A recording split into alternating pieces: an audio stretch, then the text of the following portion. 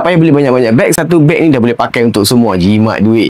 Okey, ni backpack daripada Bag Smart, jenama dengan kualiti premium tapi dengan harga yang mampu milik. Okey, so yang ni yang 28 liter. So sebelum ni aku dah beli yang 38 liter tau. Dia punya main compartment ni pun still lagi besar. So aku boleh isi baju untuk 3 hari 2 malam ataupun 1 malam, tak ada masalah. Dia ada dalam 10 compartment dekat sini. So yang ni dia punya main compartment. Cuma bezanya yang 28 liter dia tak ada compartment yang transparent. So yang 38 liter ada kat sini. So yang paling aku suka, dia ada compartment untuk kita letak kasut. Tak payah nak bawa beg plastik asing untuk kasut. Dan material dia pun jenis yang kalis air tau.